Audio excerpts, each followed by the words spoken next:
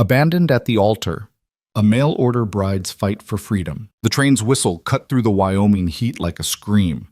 Evelyn Carter stepped onto the platform, her heart hammering against her ribs as she scanned the crowd for the man who'd promised her a new life. But William Garrett wasn't there. The platform emptied. The sun beat down mercilessly. And then she understood. She'd been abandoned before she'd even arrived. Alone in a strange town with $17 and a suitcase full of borrowed hope, Evelyn felt the weight of every stare, every whisper. Then a small boy with tear-streaked cheeks broke through the crowd and threw his arms around her waist, burying his face in her skirt. "Mama?" he whispered, the single word fracturing something deep in her chest. If you're watching from anywhere in the world, drop your city in the comments below. I want to see how far Evelyn's story travels. And if you're curious whether she finds her way home, stay until the very end. The boy's father reached them in 3 long strides, his face carved from the same unforgiving stone as the mountains behind him. He was tall, broad-shouldered, with sun-darkened skin and eyes the color of storm clouds, gray, distant, and guarded. His hands, rough and calloused, gripped the child's shoulders gently but firmly, pulling him back. "Noah, we talked about this." His voice was low, careful, as though he were trying not to shatter something already broken. "But Papa, she looks like—" The boy's words dissolved into sobs. "She's not your mama." The man's jaw tightened, and for a moment something raw flickered across his features before he locked it away. He looked up at Evelyn then, and she saw the exact instant he registered her situation. The trunk at her feet, the traveling dress wilted from 2 days on the rails, the telegram clutched in her trembling hand. "I'm sorry, miss. My son, we lost his mother 6 months back." The words came out flat, practiced, as if he'd said them so many times they'd lost all meaning. He doesn't understand yet. Evelyn's throat burned. She wanted to say something gracious, something that would ease the awkwardness settling between them like dust, but all she could manage was, "It's all right." It wasn't all right. Nothing was all right. The man studied her face, then glanced at the telegram. "You waiting for someone?" "I was." Evelyn forced herself to meet his eyes. "William Garrett. Do you know him?" Something dangerous shifted in the stranger's expression. His hand dropped from his son's shoulder, fingers curling into a loose fist. "I know him." The way he said it made Evelyn's stomach drop. "He's not coming, is he?" "No, miss, I don't believe he is." The man looked away toward the mountains as if the answer might be written somewhere in those distant peaks. "Victor Langdon, goes by William Garrett sometimes, among other names. He's got a reputation. Brings women out here with promises, takes what money they have, then disappears before the ink dries on the marriage certificate. If he didn't show today, it means he already got what he wanted." Evelyn's vision blurred. The $17 in her handbag, it was all she had left after paying for the train ticket he'd insisted she purchase herself. Her mother's wedding ring, sold to cover the fare. The small inheritance from her aunt sent ahead to help establish their household. All of it, gone. And she was stranded 1,500 miles from Boston with nowhere to go and no one to turn to. "I see." Her voice sounded strange, distant, like it belonged to someone else. The crowd had thinned, but a few stragglers remained, their curiosity sharp as broken glass. She felt their stares like brands against her skin. Pity mixed with judgment, the particular contempt reserved for women foolish enough to trust, desperate enough to hope. The man shifted his weight, clearly uncomfortable. "You got family back east?" "No." The word came out smaller than she intended. "No one." Noah had stopped crying, but he still watched her with those enormous brown eyes, his small hand clutching his father's coat. The resemblance between them was striking. The same strong jaw, the same thick dark hair, the same expression of carefully contained grief. "Listen," the man said finally, his voice rough. "I can't leave you standing here. The boarding house is 2 miles into town, and it's not—" He paused, choosing his words. "It's not a place for a woman alone. My ranch is an hour's ride north. It's not much, but it's decent. You can stay there tonight, figure out what comes next in the morning." Evelyn's pride reared up instinctively. She'd spent the last 3 years caring for her dying father, then another year as a seamstress in a cramped boarding house, sewing until her fingers bled just to keep a roof over her head. She'd accepted this mail order arrangement because she'd run out of options, not because she was helpless. But pride was a luxury she could no longer afford. "I can work," she said. "I won't take charity. I'm good with a needle. I can cook, clean, manage a household. If you'll give me shelter, I'll earn my keep." Something shifted in his expression. Respect, maybe, or recognition. "Fair enough. Name's Jacob Hale. This is my boy, Noah."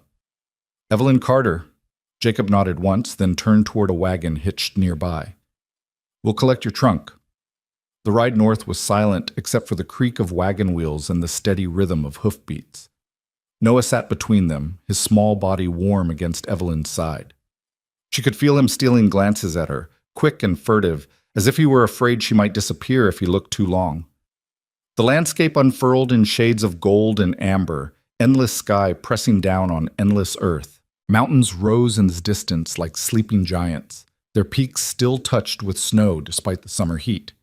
The air smelled of sage and dust and something wild she couldn't name.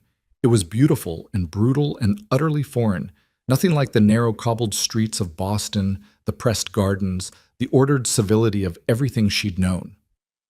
"First time west?" Jacob asked. "Yes." "It's hard country. Takes getting used to." Evelyn looked at the horizon, at the vast emptiness that seemed to swallow sound and hope alike. "Everything's hard when you're starting from nothing." He glanced at her, and for the first time she saw something like understanding in his eyes. "I suppose that's true." The ranch appeared gradually, emerging from the landscape like it had grown there. A 2-story house with a wraparound porch, a barn weathered silver by sun and wind, corrals holding a handful of horses, and beyond them, cattle scattered across rolling pasture. It was modest, functional, built for endurance rather than beauty. Jacob pulled the wagon up to the house and climbed down, then reached for Noah. The boy went reluctantly, his eyes still fixed on Evelyn. "House hasn't had a woman's touch in some time," Jacob said, lifting her trunk as if it weighed nothing. "I've kept it clean, but it's plain." "Plain is fine."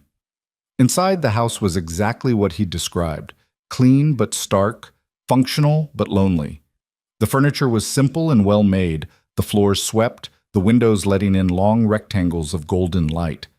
But there were gaps, absences that spoke louder than words. A rocking chair by the hearth with no cushion, a kitchen with no curtains, a sideboard with no photographs, no letters, no small personal touches that transform a house into a home. Jacob set her trunk down in a small room off the kitchen. This was the hired man's room before. Well, it's yours now.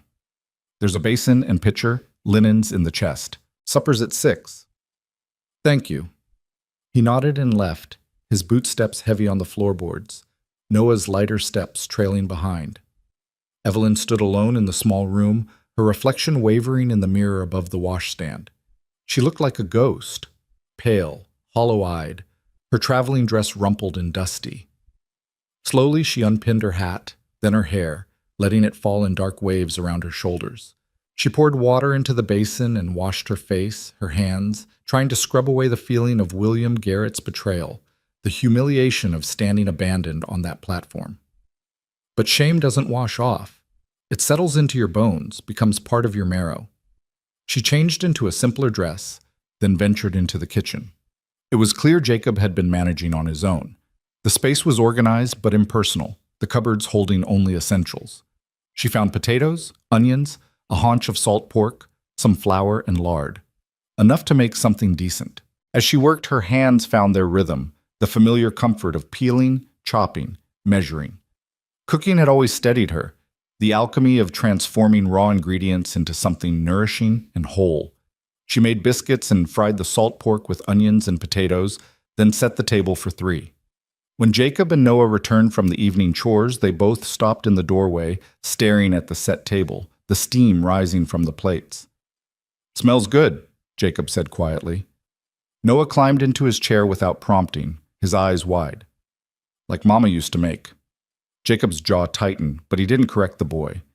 They ate in silence, the scrape of forks against plates the only sound. Evelyn noticed how carefully Jacob cut Noah's food, how he made sure the boy drank his milk, the tender attentiveness beneath his rough exterior. "This is fine cooking, Miss Carter," Jacob said finally. "Been a while since we had a proper meal. Please, call me Evelyn." Evelyn, then. He met her eyes across the table. "We rise early here, 4:30. I'll need help with breakfast, packing lunches, keeping the house. If you're willing, there's mending needs doing, and Noah could use some schooling. His mother used to teach him letters and numbers, but I'm not much good at it." "I can do that." Noah looked up, hope blazing across his small face. "You'll teach me reading?" "If you'd like." "Mama was teaching me. She said I was real smart." Jacob's knuckles went white around his fork, but his voice remained steady. "You are smart, son. Your mama was right about that." After supper, while Jacob put Noah to bed, Evelyn washed the dishes and tidied the kitchen. She could hear them upstairs, Jacob's low rumble, Noah's higher voice, then silence. When Jacob came back down, his eyes were red-rimmed, his shoulders heavy. "He asks for her every night," he said, staring at the floor. "Wants to know when she's coming back. I keep telling him she's not, that she's in heaven, but he's 5. He doesn't understand forever." Evelyn dried her hands on a towel, choosing her words carefully. "Grief doesn't follow logic, especially for children." Jacob looked at her then, really looked at her, and she saw the exhaustion carved into every line of his face. "His mother, Sarah, she died birthing our second child. Baby didn't make it either. One day we were a family, the next, I buried them both on a Tuesday. Noah won't go near their graves, won't talk about her except to ask when she's coming home." "I'm sorry." The words felt inadequate, but there was nothing else to offer. "Why'd you come west, Evelyn? Really?" She could have lied, could have dressed it up in prettier words. But this man had offered her shelter when she had nothing, and he deserved honesty. "Because I had no other choice. My father died 3 years ago, left debts I couldn't cover. I worked as a seamstress, but the pay was barely enough for rent. When I saw William's advertisement, a rancher seeking a wife, promising a home and partnership, it seemed like Providence. I know how foolish that sounds now. It doesn't sound foolish.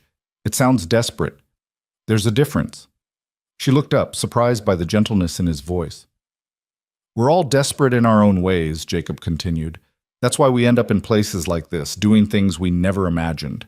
The West doesn't draw dreamers so much as it draws people who've run out of other options." "Is that why you're here?" He smiled, but there was no humor in it. "I came here with Sarah 10 years ago. Her father owned this land, left it to her when he passed. We were going to build something, a real ranch, a legacy for our children. Now I'm just trying to keep Noah fed and the cattle from starving, some legacy." "You're doing more than that. You're raising a child on your own, keeping a ranch running, and you still had enough decency to help a stranger. That counts for something." Jacob's expression softened. "Maybe. Or maybe I just couldn't stomach the idea of another woman getting hurt by Victor Langdon's schemes." "You said he has a reputation. Has he done this before?" "At least 3 times that I know of. Brings women out, takes their money, then vanishes. Sometimes he marries them first so he can claim legal right to their property. Sometimes he just disappears. Either way, the women end up stranded with nothing. One of them died last winter, froze to death trying to walk back to town after he abandoned her 20 miles outside Cheyenne." Evelyn's blood turned cold. "And no one stops him?" "He's careful, uses different names, works different territories, never stays long enough for the law to catch up. And the women he targets? They're desperate, alone, ashamed. Most don't report it because they blame themselves for being foolish enough to trust him." "That's not foolishness. That's hope." Evelyn's voice came out harder than she intended. "And he exploits it." "Yes." Jacob's eyes met hers. "He does." They stood in the quiet kitchen, the lamplight casting long shadows across the walls. Outside, the night pressed against the windows, vast and dark, and full of sounds she didn't recognize. The distant howl of coyotes, the whisper of wind through grass, the creak of the house settling into itself. "You should get some rest," Jacob said finally. "Tomorrow starts early." Evelyn nodded and retreated to her small room. She lay in the narrow bed, staring at the ceiling, listening to the unfamiliar sounds of this unfamiliar place. Everything she'd known was gone. Her father, her home, the life she'd built in Boston. Even the future she'd imagined, fragile as it was, had been stolen before she could touch it. But as she lay there in the darkness, she thought about Noah's small arms around her waist, the word mama, whispered like a prayer. She thought about Jacob's careful tenderness with his son, the grief he carried like a stone in his chest. She thought about the meals she'd cooked, the table she'd set, the small act of creating order in a house haunted by absence. Maybe she'd been abandoned. Maybe she'd lost everything, but she wasn't dead. And tomorrow she would rise at 4:30 and prove that survival was its own kind of victory. The days fell into a rhythm so quickly it startled her. Evelyn rose before dawn, started the coffee, made breakfast while Jacob and Noah did the morning chores. After breakfast, she cleaned the kitchen, made the beds, swept the floors. Then she'd sit with Noah at the kitchen table, teaching him letters and numbers while Jacob worked the ranch. Noah was bright, eager, soaking up knowledge like parched earth soaks up rain. He'd trace letters in the flour she spread across the table, sounding out words with fierce concentration. When he got something right, his whole face would light up, and he'd look at her with such pure joy it made her chest ache. "Miss Evelyn, is this right? C-A-T? Cat. Perfect, Noah. You're doing wonderfully." Mama would be proud, wouldn't she? Evelyn's throat tightened. Yes, sweetheart, she would be very proud. In the afternoons, she mended clothes, tended the vegetable garden Sarah had planted years ago, now overgrown but still producing.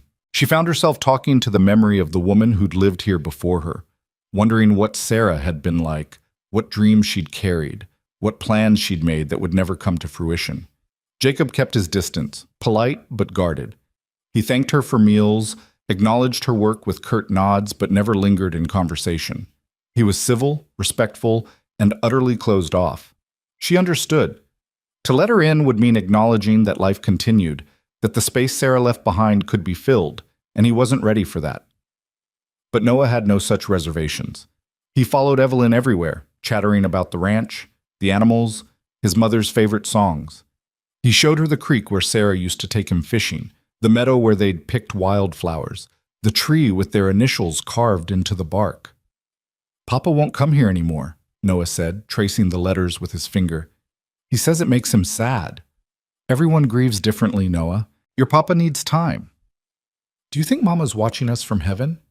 Evelyn chose her words carefully. "I think if there's any justice in the world, the people who loved us never truly leave. They stay in our hearts, in our memories, in the good things they taught us." Noah considered this, then slipped his hand into hers. "I'm glad you came, Miss Evelyn. Even if you're not my real mama, I'm glad you're here." She had to turn away so he wouldn't see her tears. 3 weeks passed, then 4. Evelyn stopped thinking of the arrangement as temporary and started noticing details, the way Jacob's hands gentled when he touched his son, the small kindnesses he showed the animals, the weight he carried in silence. She noticed how he'd stand on the porch at dusk, staring toward the graves on the hill, his shoulders bowed like he was carrying the world. One evening, she found him in the barn, forehead pressed against his horse's neck, shaking. "Jacob?" He straightened immediately, swiping at his eyes. "I'm fine." "You don't have to be." "Yes, I do. For Noah, he needs a father who's human, not one who's pretending nothing hurts." She stepped closer, her voice soft. "You don't have to carry this alone." "I've been carrying it alone for 6 months. Don't know any other way." "Then maybe it's time to learn." He looked at her then, really looked at her, and she saw the moment his defenses cracked. "I don't know how to do this, any of this. I'm failing him, Evelyn. He cries for his mother every night, and I can't give her back to him. I can't fix it. I can't make it better. I'm just here, breathing, barely." "That's enough. Breathing is enough. Everything else comes after." Jacob's laugh was broken, bitter. "You sound like Sarah." Then she was wise. They stood in the barn's dusty light, the smell of hay and horses thick around them. Evelyn didn't reach for him, didn't offer empty comfort.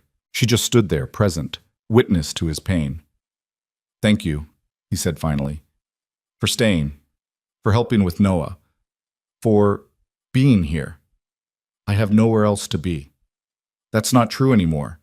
You could leave, find work in town, start over. Is that what you want? No. The word came fast, sharp, surprising them both. No, I don't want you to leave. Something shifted in the air between them, delicate and dangerous. Evelyn felt it like static before a storm, the way the world holds its breath before lightning strikes. Then I'll stay, she said, as long as you'll have me. Jacob nodded, not trusting himself to speak. That night, over supper, Noah looked between them with an expression far too knowing for a 5-year-old. Papa, are you and Miss Evelyn going to get married? Jacob choked on his coffee. Evelyn's fork clattered against her plate. Noah, we're not. Jacob fumbled for words. Why not? You like her. I like her. Mama would like her too. She always said we should help people who need help, and Miss Evelyn needed help. Now she's helping us. That's what families do. It's more complicated than that, son. Why? It was a fair question, really. Out of the mouths of babes came the kind of logic that shattered adult pretense. Evelyn found her voice. Your father and I are friends, Noah. Good friends. But marriage is different. Mama and Papa were friends, she told me. She said the best marriages start with friendship. Jacob's eyes were distant, lost in memory. She did say that.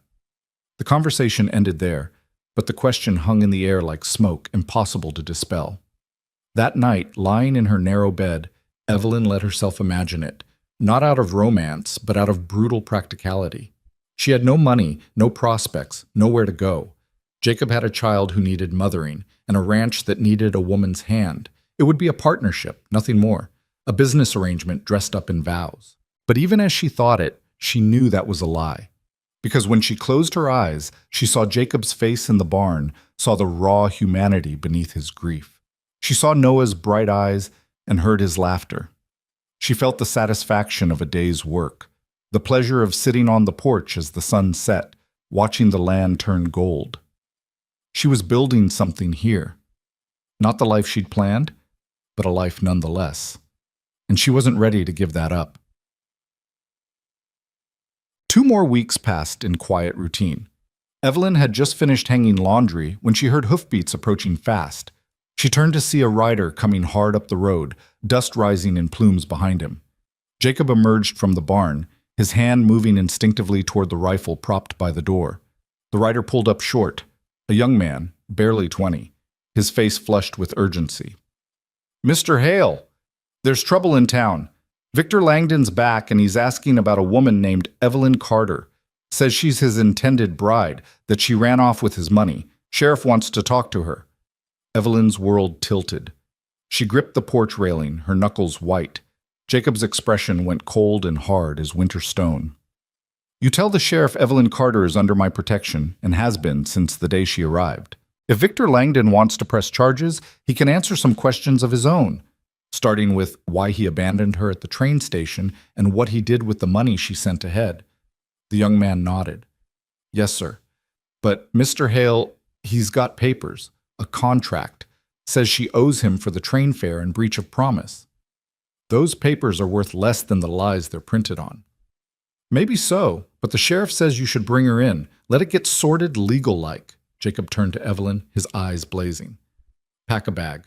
We're going to town, and we're ending this. The ride into town felt longer than the hour it took. Evelyn sat rigid in the wagon beside Jacob, her hands twisted in her lap, while Noah pressed against her side, sensing the tension crackling through the air like heat lightning. Jacob's jaw was set, his eyes fixed on the road ahead, and he hadn't spoken since they'd left the ranch except to tell Noah to stay close once they reached town. The main street of Cedar Ridge was wider than Evelyn remembered, lined with false-fronted buildings that seemed to lean toward one another like gossips sharing secrets. Horses stood hitched outside the saloon, their tails swishing at flies. A few women in bonnets paused their shopping to stare as the wagon rolled past, their eyes sharp with curiosity. Jacob pulled up in front of the sheriff's office, a squat building with barred windows and a hitching post worn smooth by years of use. He climbed down and reached for Noah, but the boy clung to Evelyn's hand. I want to stay with Miss Evelyn. Noah, let him come, Evelyn said quietly. He'll be frightened alone. Jacob's mouth tightened, but he nodded. They walked into the sheriff's office together, Noah's small hand gripping Evelyn's with desperate strength. The sheriff was a heavy-set man with a graying mustache and eyes that had seen too much to be easily fooled. He stood when they entered, his gaze moving from Jacob to Evelyn with careful assessment. "Mr. Hale, Miss Carter, I presume?" "Yes." Evelyn's voice came out steadier than she felt. "I'm Sheriff Tom Brennan. I appreciate you coming in. We've got ourselves a situation here that needs sorting." He gestured toward the door leading to the back cells. "Victor Langdon's made some serious accusations. Says you stole $300 from him and ran off to avoid marriage." "That's a lie." The words burst from Evelyn before she could stop them. "He's the thief. I sent him $215 to help establish our household, and he abandoned me at the train station. I've never seen him in my life except in a photograph he sent with his letters." "She's been at my ranch since the day she arrived," Jacob added, his voice like iron, "earning her keep honestly. Whatever Victor Langdon claims, he's the one who committed fraud." Sheriff Brennan pulled out a chair.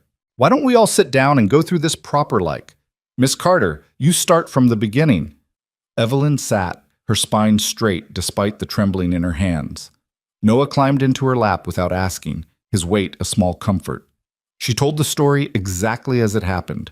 The advertisement she'd seen in the Boston newspaper, the letters from William Garrett describing his ranch and his desire for a wife to help build a future, the money she'd sent at his request, the train ticket she'd purchased, the empty platform where he'd promised to meet her.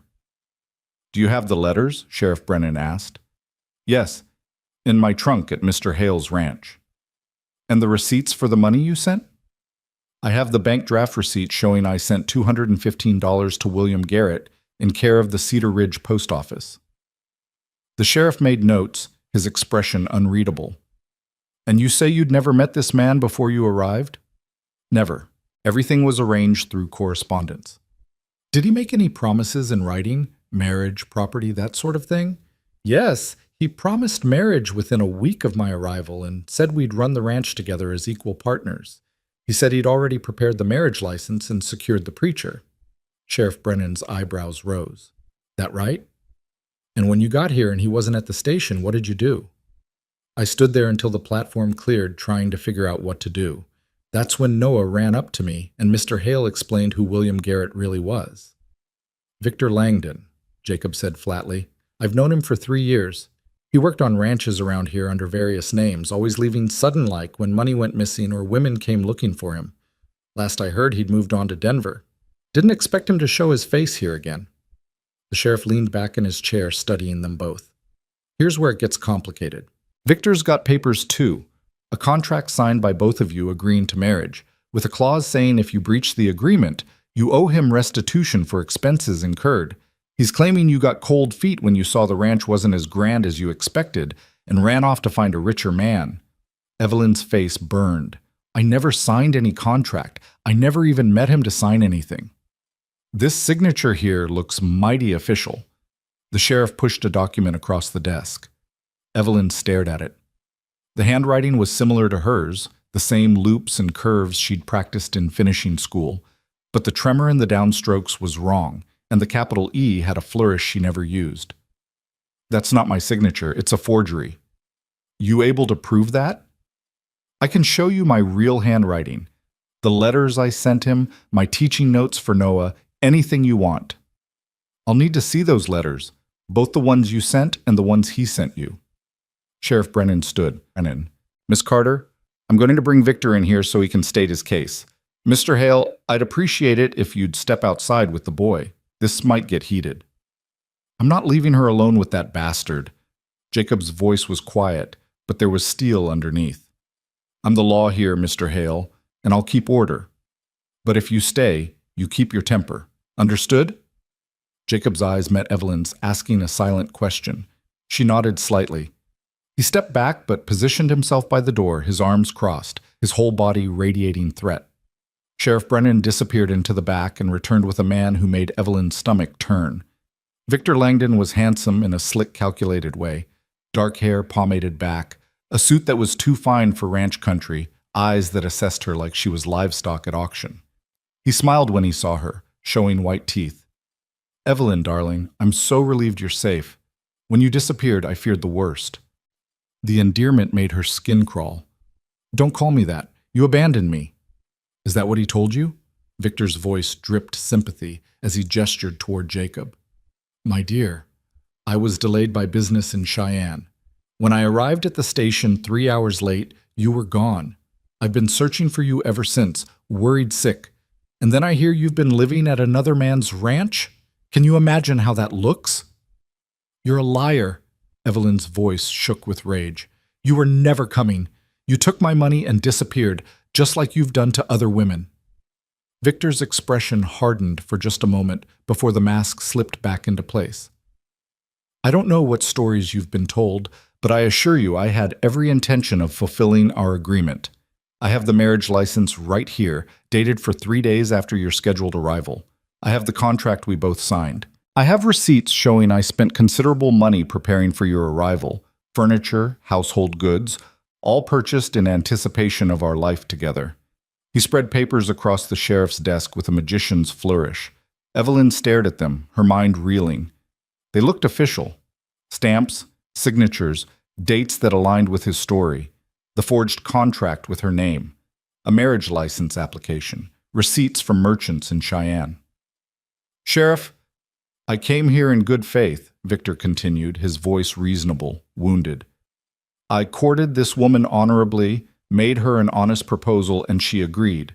Now I find her living with another man, my money spent, my reputation damaged. I'm not asking for anything unreasonable. I just want what's owed to me. Either she honors our agreement and becomes my wife, or she repays the money I invested in good faith. $300 is what you're claiming? Sheriff Brennan asked. $215 she sent, plus $85 I spent on preparations. I have the receipts. Evelyn felt the trap closing around her. She had $17 left in the world. Even if the sheriff believed her, even if he dismissed Victor's claims, she had no way to pay him back. And without money, she had no way to leave Cedar Ridge, no way to start over somewhere else. I'd like to see those letters Miss Carter mentioned, the sheriff said. The ones that started this whole arrangement. Of course. Victor pulled a bundle from his coat pocket. I kept every one. You can see how eager she was to marry me, how she agreed to all my terms. Evelyn's hands trembled as she took the letters. They were hers. She recognized her own handwriting, her own words. But as she read them, she felt sick. Phrases had been taken out of context, sentences rearranged. Where she'd written, I hope we can build a partnership based on mutual respect, he'd somehow made it read like desperate eagerness. Where she'd written, I'm willing to work hard to establish our household, it sounded like she was offering servitude. These aren't complete, she said. He's cut them up, rearranged them. Where I asked questions about the ranch, the arrangements, whether we'd have time to know each other before marriage, all of that is missing. Do you have copies? No? Who keeps copies of personal letters? Victor spread his hands in a gesture of reasonableness. Sheriff, I think it's clear what happened here. Miss Carter arrived, met Mr. Hale, a man with better prospects than a simple rancher like myself, and decided to trade up. I bear her no ill will, truly, but I do expect restitution for the financial loss and the damage to my reputation. You son of a... Jacob started forward, but the sheriff held up a hand. Mr. Hale, I warned you. He's lying, Tom. You know his reputation. How many other women has he pulled this scheme on? Rumors aren't evidence, Sheriff Brennan said, though his eyes were troubled. And right now, he's got papers, and she's got accusations. I can provide witnesses, Evelyn said desperately. In Boston, people who knew me, who can verify my character. Boston's 2,000 miles away, Victor interrupted smoothly. By the time we sent letters and waited for responses, months would pass. Surely we can settle this more efficiently. The sheriff rubbed his jaw, thinking. Miss Carter, you got any proof at all that this man wasn't at the station when you arrived? Anyone who saw you waiting alone? There were people on the platform, but I don't know their names. I was watching for William, for him, and he never appeared. I was delayed, Victor said again, patience edging toward irritation. 3 hours delayed. Surely someone remembers seeing me arrive, frantic, searching for my bride? I can ask around, the sheriff said. Noah, who'd been silent in Evelyn's lap, suddenly spoke up. He's a bad man. Miss Evelyn doesn't lie. She teaches me reading and makes Papa smile again. We want her to stay. Victor's mask slipped again, annoyance flashing across his features. How touching. You've already installed her as a replacement mother. Tell me, Mr. Hale, what exactly is the nature of your relationship with my intended bride? Watch your mouth, Jacob growled. It's a fair question. She's been living under your roof, unchaperoned, for what, 6 weeks now?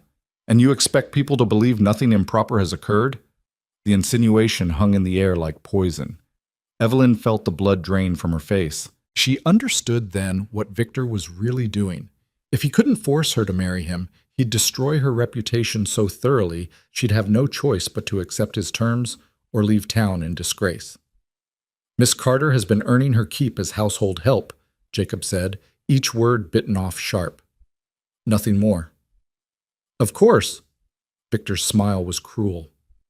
Though I imagine the good people of Cedar Ridge might wonder why a respectable rancher would take in a strange woman, provide her room and board, and expect nothing in return, especially a grieving widower with certain needs. Jacob's fist connected with Victor's jaw before anyone could stop him. Victor stumbled back, blood spraying from his split lip, and then everything erupted into chaos. The sheriff shouted, men rushed in from outside, and Noah started crying in Evelyn's arms. That's enough! Sheriff Brennan hauled Jacob back. I could arrest you for assault, Hale. Then arrest me. But don't stand there and let him slander a decent woman. Victor dabbed at his bloody lip with a handkerchief, his eyes gleaming with satisfaction. You see, Sheriff? The man's violent, unstable, and you're leaving an innocent woman in his care? Innocent? Evelyn's voice cut through the commotion. She stood, settling Noah on the chair, and faced Victor with every ounce of courage she could muster. You're a fraud and a predator. You lure desperate women west with promises you never intend to keep, you steal their money, and you abandon them to suffer the consequences. I don't care what papers you've forged or what lies you've told. I will not marry you. I will not give you another cent, and I will not let you destroy my life just because your scheme didn't work this time. The room went silent. Victor's expression turned ugly. Careful, Miss Carter. You're making serious accusations against an upstanding businessman. Then let's test them. Sheriff, send a telegram to the authorities in Cheyenne, Denver, Colorado Springs. Ask if they have any complaints against a man matching his description using various names. Ask the postmaster here if William Garrett received any other money orders in the last year. Check the records. Sheriff Brennan's eyes sharpened. That's not a bad idea. She's grasping at straws, Victor said, but there was tension in his voice now. This is absurd. I have legal documents. I want what I'm owed. And you'll get a legal hearing, the sheriff said. But it won't be today. I'm going to investigate Miss Carter's claims, verify these papers of yours, and talk to some folks who might remember seeing you at the station or not seeing you. Until then, nobody's paying anybody anything, and nobody's getting married. How long will this take? Long as it takes. Could be a week, could be a month. Victor's composure cracked. A month? I have business to attend to. I can't sit around this backwater town for a month. Then you should have thought of that before you started making legal claims, Sheriff Brennan said mildly. You're free to leave any time, but if you do, I'll assume you're withdrawing your complaint. Victor's jaw worked. Fine, 1 week, but I expect this resolved in my favor, or I'll take this to a territorial judge. You do what you need to do. Miss Carter, Mr. Hale, you're free to go. I'll be in touch as I learn more. Jacob took Noah's hand and ushered Evelyn toward the door. As they passed Victor, he leaned close enough that only she could hear. You think you've won? You have nothing, Evelyn. No money, no prospects, nowhere to go. You'll come crawling back to me, or you'll end up in the gutter where you belong. She met his eyes and saw the truth there. He didn't care about the money or the marriage. He cared about winning, about breaking her, about proving he could destroy anyone who defied him. I'd rather starve, she said quietly. Outside, the afternoon sun felt too bright, the air too thin. Evelyn's legs trembled as Jacob helped her into the wagon. Noah climbed up beside her, his small face pinched with worry. Is the bad man going to take you away? No, sweetheart. I'm not going anywhere. But even as she said it, she wondered if she was lying. Because Victor was right about one thing: she had nothing. And if the sheriff ruled in his favor, she'd have even less. They rode back toward the ranch in heavy silence. Halfway there, Jacob pulled the wagon off the road near a stand of cottonwoods and stopped. "Noah, go see if you can find any good skipping stones by the creek. Stay where I can see you." The boy scrambled down, clearly eager to escape the tension. Once he was out of earshot, Jacob turned to Evelyn. "I'm sorry. I shouldn't have hit him. I made things worse." "You defended me. That's not something to apologize for." "He's going to use it against us. Paint me as violent. You as a woman of questionable morals. In a week, when the sheriff hasn't found enough evidence to dismiss his claim, you'll be forced to either marry him or pay him back. And we both know you can't pay." Evelyn stared at the mountains in the distance, their peaks sharp against the sky. "So what do I do?" Jacob was quiet for a long moment. When he spoke, his voice was rough. "You marry me instead." She turned to stare at him. "What?" "Marry me. Tonight, tomorrow, soon as we can arrange it. If you're my wife, Victor's claim is void. The contract becomes meaningless. You'd be legally protected." "Jacob, you can't." "I'm not asking because I want to trap you," he said quickly. "I'm asking because it's the only way I can think of to keep you safe. It would be a business arrangement, nothing more. You'd have legal protection, a home, security. In return, you'd keep doing what you're already doing, helping with Noah, managing the household. We'd be partners, like you wanted with William Garrett, except honest."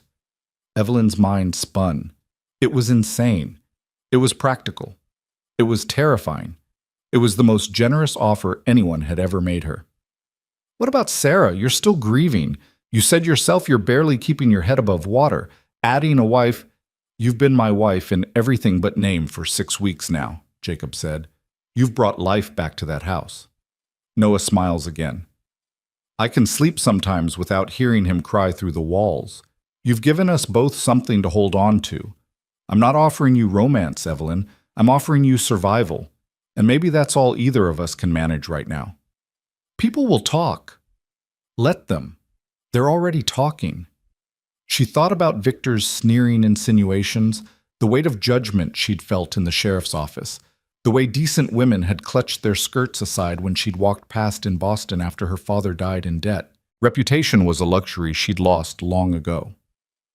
"If I say yes," she said slowly, "it would have to be real, legally binding. I won't enter a false marriage that you can dissolve when it becomes inconvenient. I wouldn't ask you to. When I make a vow, I keep it. And if someday you meet someone you actually want to marry, someone you love—" Jacob's laugh was bitter. "I had that. I buried it. I'm not looking for it again." It should have hurt, that flat declaration. But somehow it was a comfort. No false promises, no pretense of feelings that didn't exist, just honesty, raw and unvarnished. "Give me tonight to think about it," Evelyn said. "Take all the time you need. But Evelyn, whatever you decide, you're not going back to him. I'll find another way if this doesn't suit you." She believed him. This hard, grieving man with his careful hands and his broken heart, he'd find a way to protect her even if it cost him everything. And that was more than anyone else had ever offered. That night, after Noah was asleep, Evelyn sat on the porch watching the stars emerge like pinpricks in dark cloth. Jacob joined her, carrying 2 cups of coffee, and they sat in silence for a while. "Tell me about Sarah," Evelyn said finally. Jacob's hands tightened around his cup. "Why?" "Because if I'm going to take her place in name, I should know who she was, what she meant to you." He was quiet so long she thought he wouldn't answer. Then, slowly, the words came. "She was strong, not loud about it, just steady, like bedrock. Her father died when she was 16, left her this ranch, and she ran it herself for 4 years before I showed up looking for work. I thought she'd be some helpless girl needing rescue. Instead, she hired me, outworked me, and told me I was an idiot when I suggested something stupid." He smiled, the expression painful. "Took me a year to work up the courage to ask if she'd consider marrying me. She said yes before I finished the question, said she'd been waiting for me to catch up." "She sounds remarkable." "She was. She made me want to be better than I was. Made me believe I could build something that mattered." His voice cracked. Then she died trying to give me a second child, and I couldn't save her. Couldn't do a damn thing but watch her slip away. Evelyn set down her cup and did something that surprised them both. She reached over and took his hand. His fingers were rough, calloused, warm. I can't replace her, Jacob. I won't even try. But I can stand beside you, help you raise Noah, keep this ranch running, and maybe that's enough. He looked at their joined hands, then at her face. It's more than enough. It's everything. Then yes, I'll marry you. The words hung in the night air, binding as any vow. Jacob's grip tightened on her hand, and for a moment she thought she saw tears in his eyes. Tomorrow, he said, we'll ride into town tomorrow and find the preacher. Before Victor can scheme up something new, before the sheriff makes his ruling, we'll make it legal. Tomorrow, Evelyn agreed. Neither of them moved to go inside. They sat there under the stars, hands clasped, two people who'd lost everything finding something like hope in the ruins. Dawn came too quickly. Evelyn woke to the sound of Jacob moving through the house, the familiar rhythm of coffee being ground, the stove door creaking open. She dressed carefully in her best remaining dress, a simple gray wool that she'd brushed and pressed the night before. Her hands trembled as she pinned up her hair, and she had to start over twice before the pins would hold. When she emerged from her room, Jacob was standing at the stove in his Sunday clothes. Dark trousers, a white shirt she'd starched and ironed just days ago, a vest that stretched across his broad shoulders. He looked up when he heard her footsteps, and something flickered in his eyes. Coffee's ready. Thank you.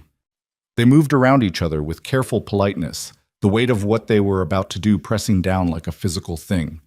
Noah appeared in the doorway, rubbing sleep from his eyes, and stopped short when he saw them both dressed up.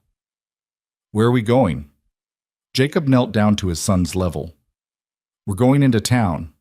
Miss Evelyn and I are getting married today. Noah's face transformed, sleep vanishing in an instant. Really? You mean it? Miss Evelyn's going to be my mama? If she's willing, Jacob said, glancing at Evelyn. She came and knelt beside them, taking Noah's small hands in hers. I'm willing, sweetheart, but you need to understand something. I'm not replacing your real mama. No one could ever do that. She'll always be your mama, always be in your heart. I'm going to be here for as long as you'll have me. Noah threw his arms around her neck so suddenly she almost lost her balance. I'll have you forever and ever. Over the boy's shoulder, she met Jacob's eyes and saw the same desperate hope she felt burning in her own chest. They were building something fragile here, something that could shatter with a single wrong word or misstep. But it was real, and it was theirs, and it was worth fighting for. The ride into town felt different this time. The morning sun painted everything gold, and the mountain seemed closer, more protective than threatening. Noah chattered the whole way, asking questions about the wedding, whether there would be cake, if he could wear his good shoes, oblivious to the tension coiling tighter with every mile. Cedar Ridge was already awake when they arrived, the streets busy with wagons and horses, people moving between shops with purpose. Jacob pulled up in front of a small white church with a steeple that reached toward the endless sky. The preacher, a thin man with kind eyes and silver hair, was sweeping the steps. Reverend Walsh, Jacob called. Got a moment? The preacher set aside his broom. Jacob Hale. It's been some time since I've seen you at services. What can I do for you? This is Evelyn Carter. We'd like to be married. Today, if possible. Reverend Walsh's eyebrows rose, but his expression remained carefully neutral. That's quite sudden. Have you considered the implications? The community will talk, especially given recent events. Let them talk, Jacob said flatly. We're here in good faith, asking for a legal Christian marriage. Will you perform the ceremony or not? The preacher studied them both, his gaze lingering on Evelyn. Miss Carter, are you entering this marriage of your own free will? You're not being coerced or forced in any way? No, Reverend. This is my choice. And you understand the sacred nature of these vows? That marriage is meant to be permanent, binding before man in heaven? I do. He looked at Jacob. You're still grieving Sarah. Everyone knows that. Are you certain you're ready for this? Sarah's gone, Jacob said, and the words came out rough but steady. She's been gone 6 months, and Noah needs a mother, and this ranch needs a woman's hand. Evelyn and I have come to an understanding that suits us both. I'm asking you to bless it." Reverend Walsh was quiet for a long moment. Then he sighed. "Come inside. We'll need witnesses." The church was cool and dim, smelling of old wood and candle wax. The preacher sent his wife to fetch 2 neighbors who could serve as witnesses, and while they waited, Evelyn stood at the altar looking up at the simple cross mounted on the wall. She thought about her father, who'd wanted grandchildren and a good marriage for her. She thought about the life she'd imagined in Boston, the respectable match she'd once hoped for. All of it was ashes now, but somehow standing here in this rough frontier church felt more real than any of those polished dreams. The witnesses arrived, a severe-looking woman in black and a rancher Jacob knew slightly. They took their positions with expressions that ranged from curious to disapproving. Reverend Walsh opened his Bible, and the ceremony began. "Dearly beloved, we are gathered here in the sight of heaven to join this man and this woman in holy matrimony." The words washed over Evelyn like water. She heard herself repeating vows, heard Jacob's deeper voice echoing hers. His hand was warm and steady when he slipped a plain gold band on her finger, Sarah's ring, she realized with a jolt, and had to force herself not to pull away. This was practical, she reminded herself. Survival, not sentiment. "I now pronounce you man and wife. What heaven has joined, let no man tear asunder." Jacob kissed her cheek, brief and formal, and it was done. She was married to a man she'd known for 6 weeks, wearing a dead woman's ring, with witnesses who looked at her like she'd committed some elaborate fraud. They signed the marriage certificate. Reverend Walsh handed it to Jacob with a grave expression. "May heaven bless this union and grant you both wisdom and patience." "Thank you, Reverend." Outside, Noah was waiting on the church steps, and when they emerged, he launched himself at Evelyn. "Are you really my mama now?" "Really and truly." "Can I call you Mama instead of Miss Evelyn?" Evelyn looked at Jacob, who nodded slightly. "If you'd like to." "Mama," Noah tested the word, grinning. "Mama, Mama, Mama, can we get cake now?" "Let's see what the bakery has," Jacob said, and there was something almost soft in his voice. They walked down the main street as a family, and Evelyn felt the stairs following them like shadows. Women whispered behind gloved hands. Men watched with expressions ranging from sympathy to suspicion. Word would spread fast, the mail-order bride who'd caught herself a widower, the indecent haste, the scandal of it all. At the bakery, Noah pressed his face against the glass case, oohing over the cakes and pastries. Jacob ordered a small cake with white frosting, and the baker, a plump woman with flour in her hair, congratulated them with strained politeness. They were leaving the shop when a voice cut through the morning air like a blade. "Well, well, isn't this touching?" Victor Langdon stood across the street, his arms crossed, his expression a mixture of fury and cold calculation. He started toward them, and Jacob immediately positioned himself between Victor and Evelyn. "Stay back, Langdon. I heard a rumor this morning that sounded too absurd to be true, but here you are, playing happy family. Tell me, when exactly did you decide to marry my intended bride?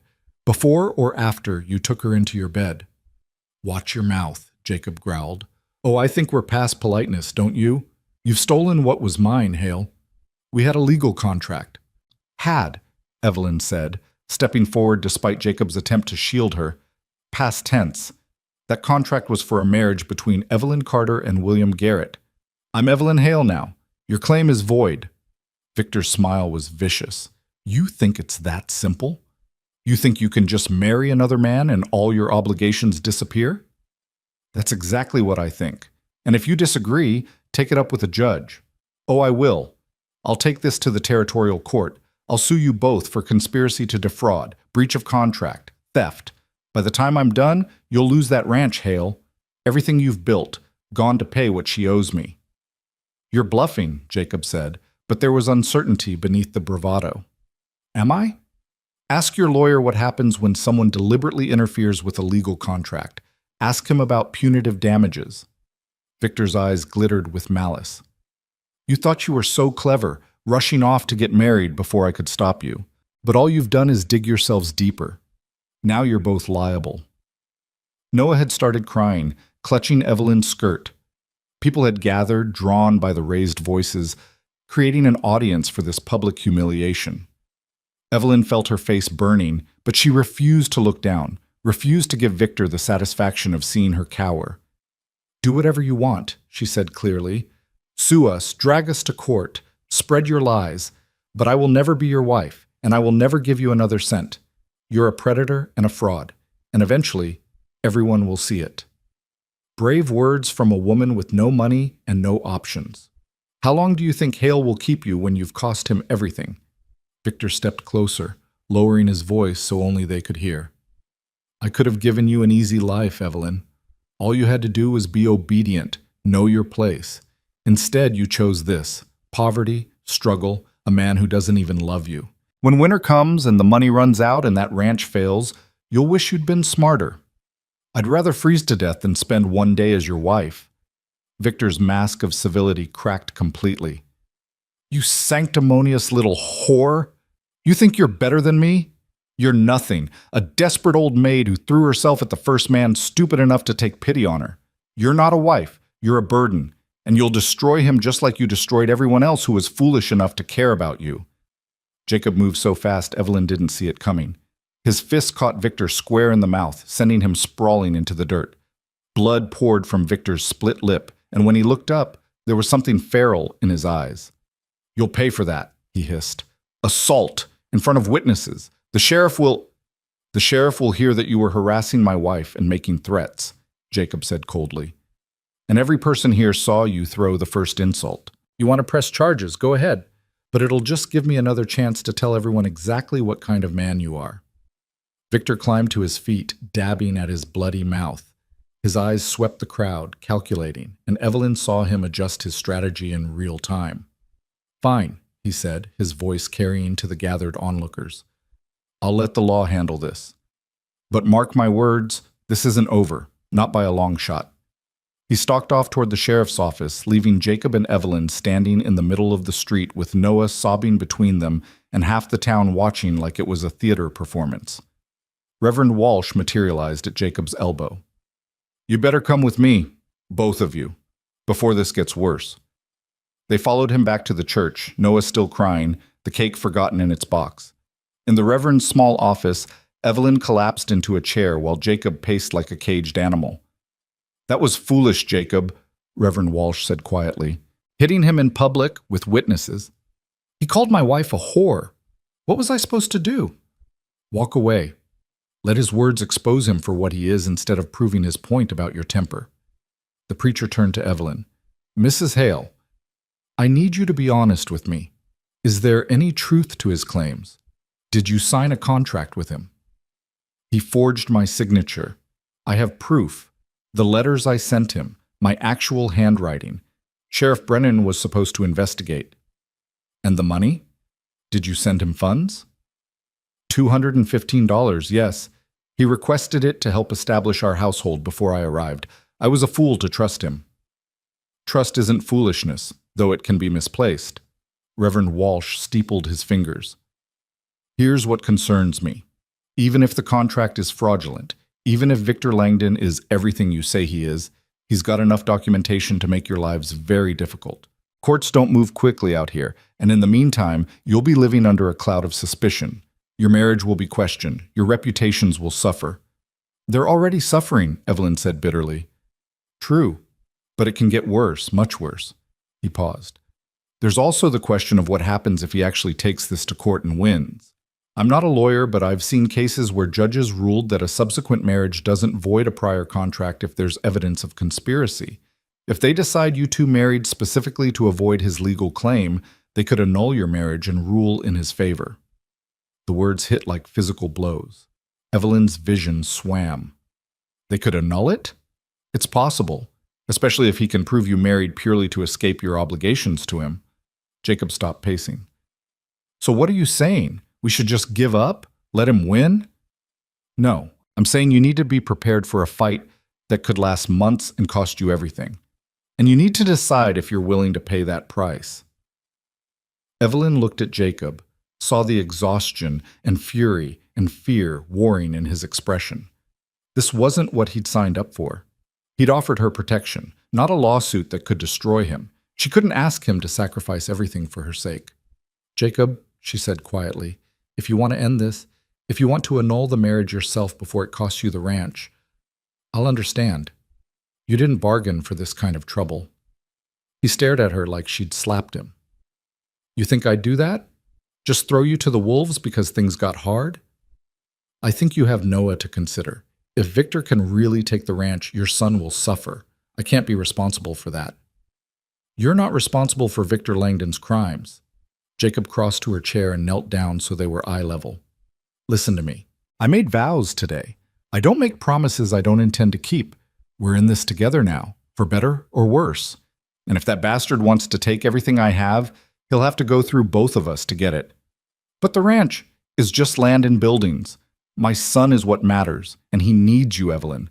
I need you, not as hired help or a business arrangement, but as," he struggled for words, "as someone who stands with us, who fights for us. That's worth more than any ranch." Evelyn felt tears burning in her eyes. "You barely know me." "I know enough. I know you're brave and stubborn and kind.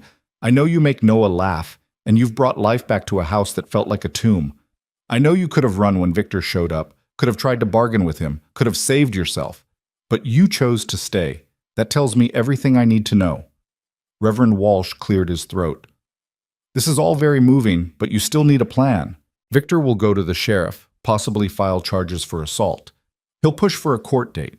You need legal representation." "I can't afford a lawyer," Jacob said.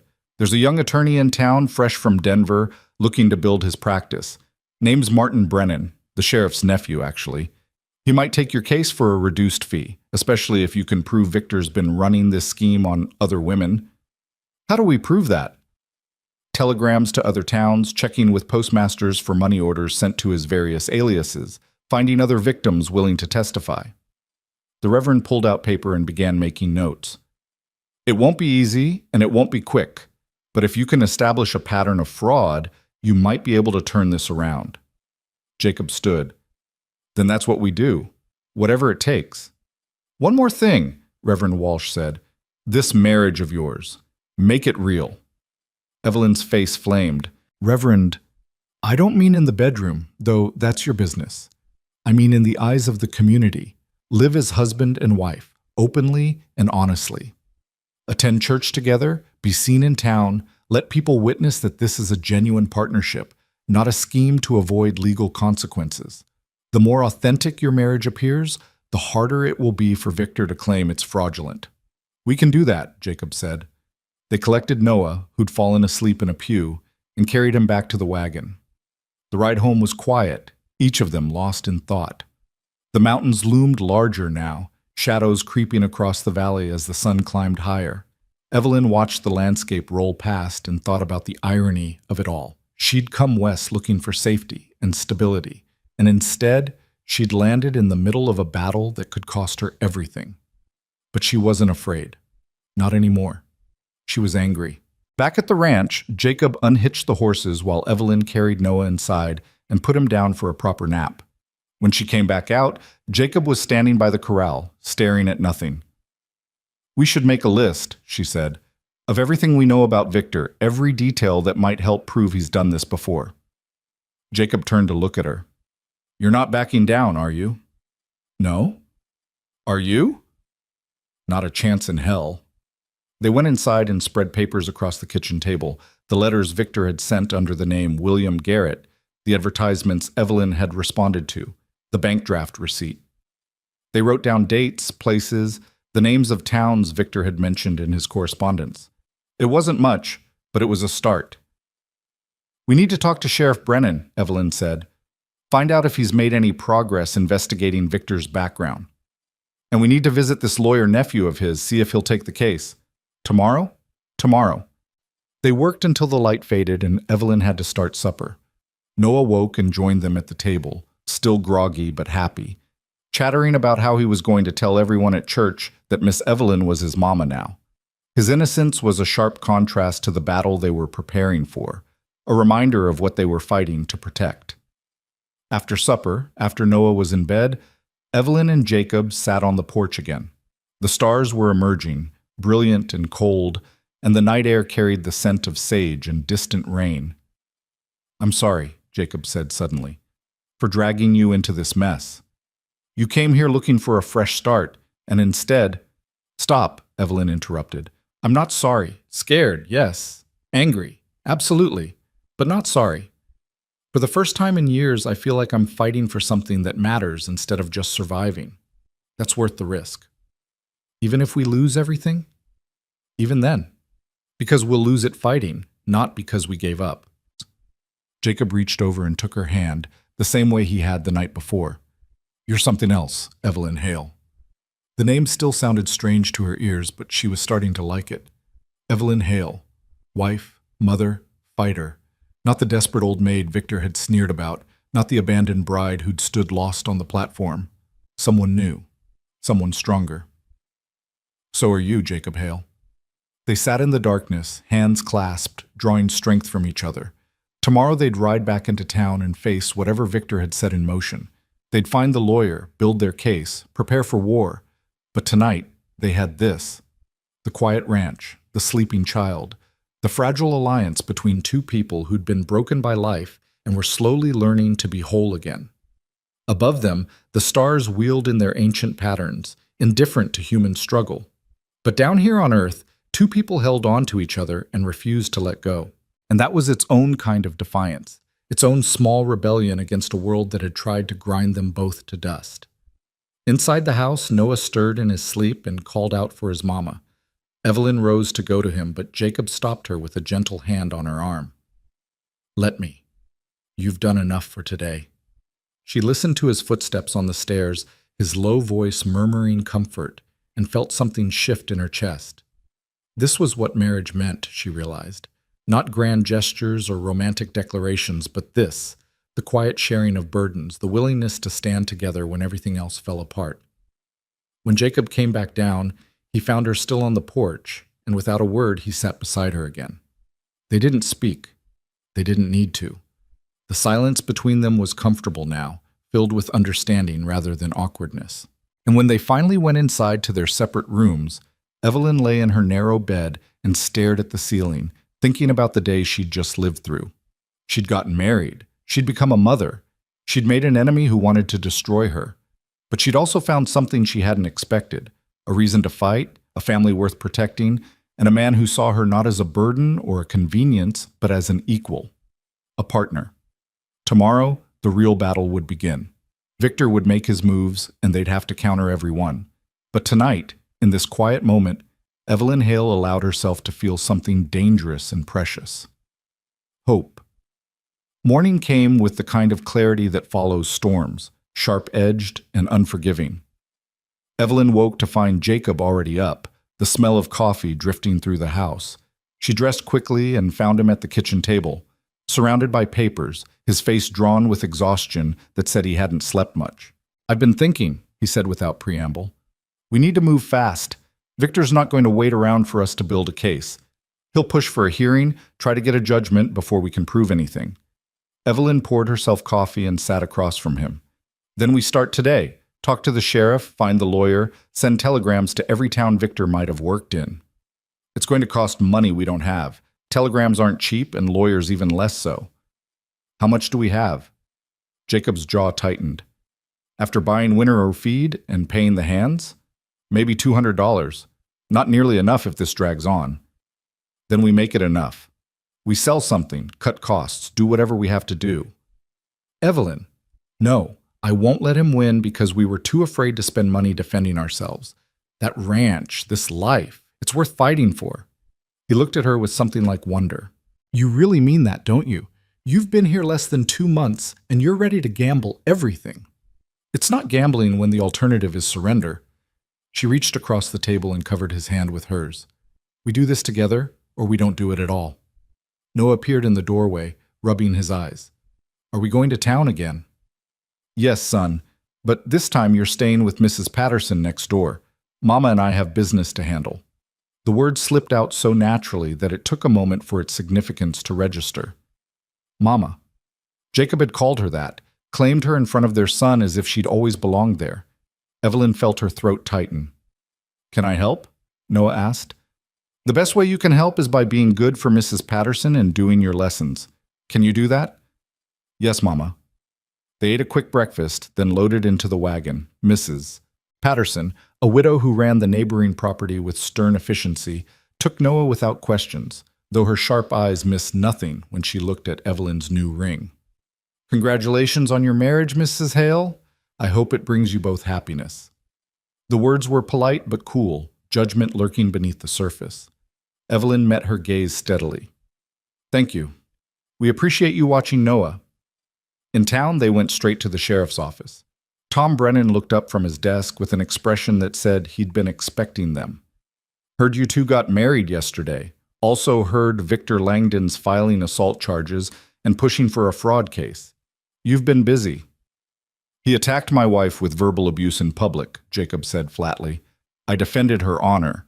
If he wants to press charges, let him explain to a judge why he thought he could call a married woman a whore without consequences. Sheriff Brennan sighed. Sit down, both of you. We need to talk. They sat. The sheriff pulled out a file and spread it across his desk. I've been doing some digging like I promised. Sent telegrams to Cheyenne, Denver, Colorado Springs, a few other places. Got some interesting responses. Evelyn leaned forward. What did you find? 3 women in the last 18 months who reported similar schemes. Different names each time. William Garrett, Victor Langdon, Thomas Blackwell. But the descriptions match and the pattern's identical. Promises marriage, requests money for household setup, either disappears before the wedding or marries them long enough to claim legal rights to their property, then vanishes. 3 women, Evelyn breathed. Did they get their money back? 2 of them are still trying. The third dropped her complaint because she couldn't afford to pursue it.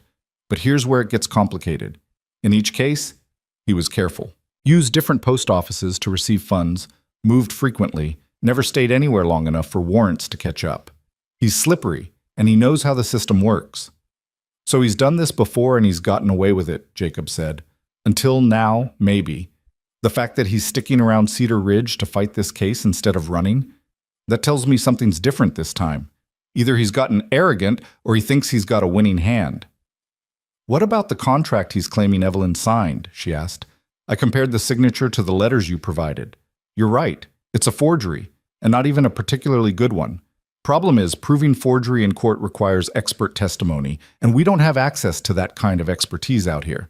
A judge might look at it and decide it's close enough. Evelyn's stomach dropped.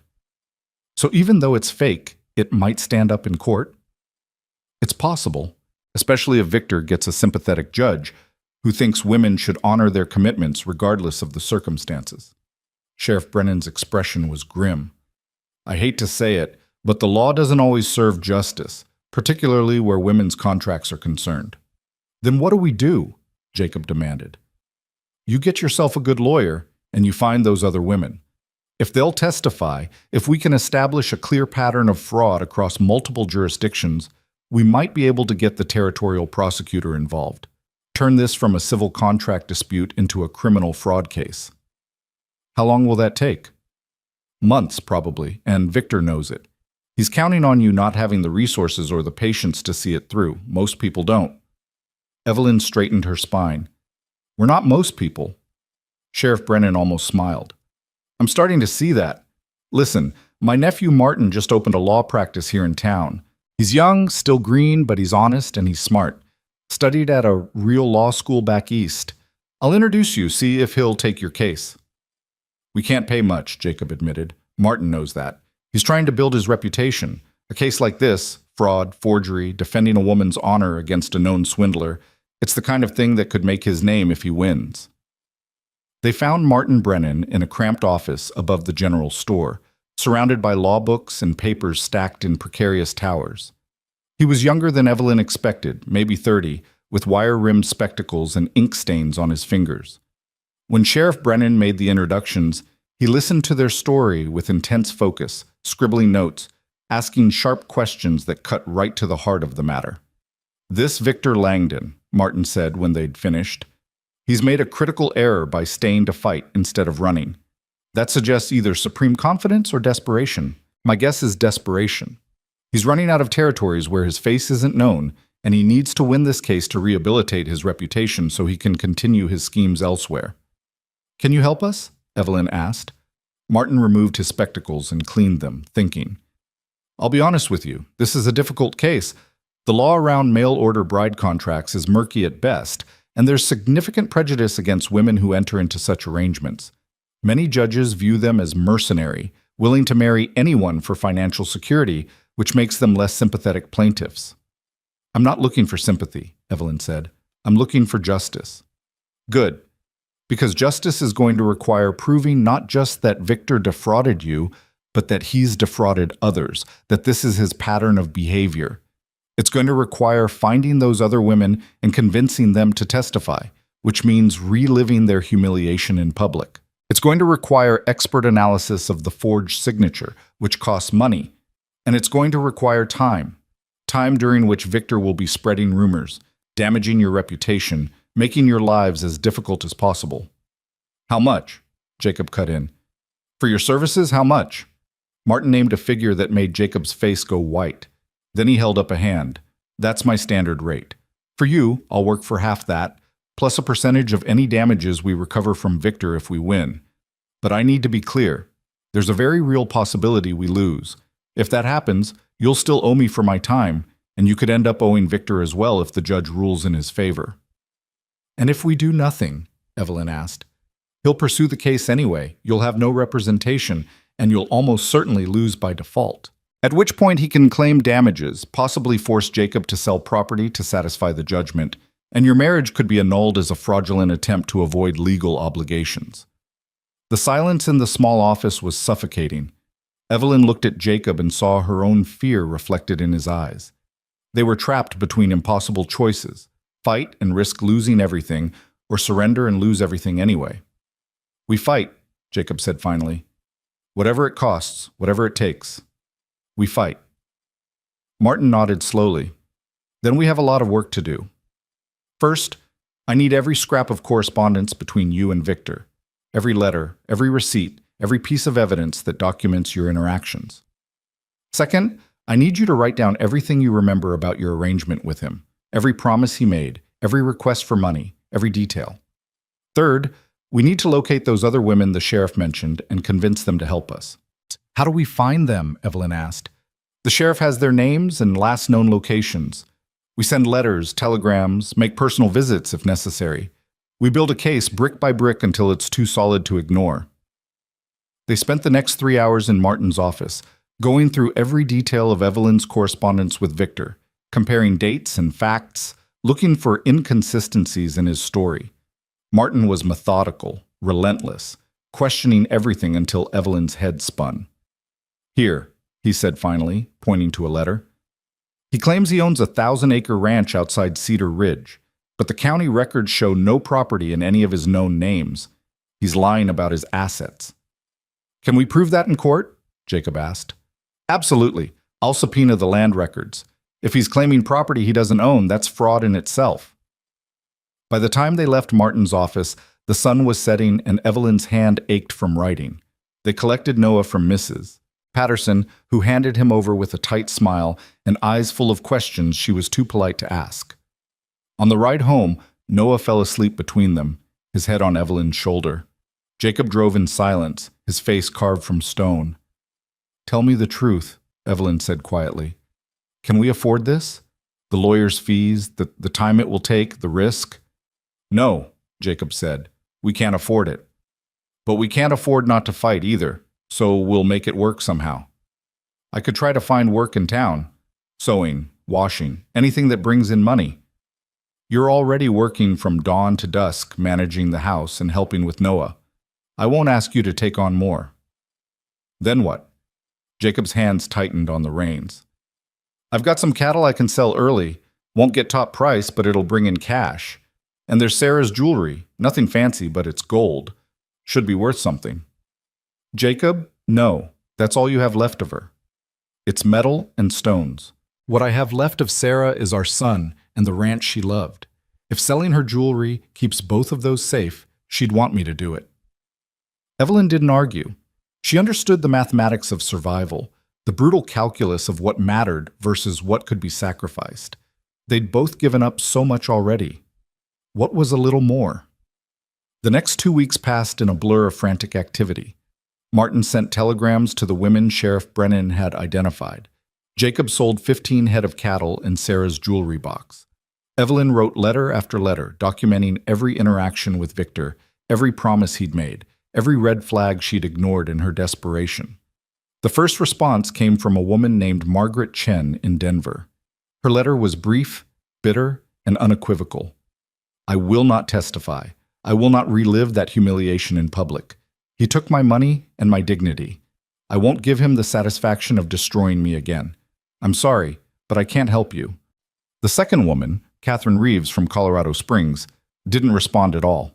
The third, Anna Kowalski from Cheyenne, sent a telegram that made Evelyn's hand shake when she read it. I will testify. When and where? We've got one, Martin said when she showed him the telegram. That's a start. One credible witness with a similar story can establish pattern. If we can get her here to testify, it could make all the difference. Victor will try to discredit her, Jacob warned. Of course he will. That's why we need to prepare her. Make sure her story is airtight. Document everything. I'll travel to Cheyenne next week to interview her in person. But before Martin could make the trip, Victor made his move. It was a Sunday morning, and they just returned from church. A deliberate show of normalcy. Evelyn in her best dress, Jacob in his suit, Noah scrubbed clean and squirming in the pew.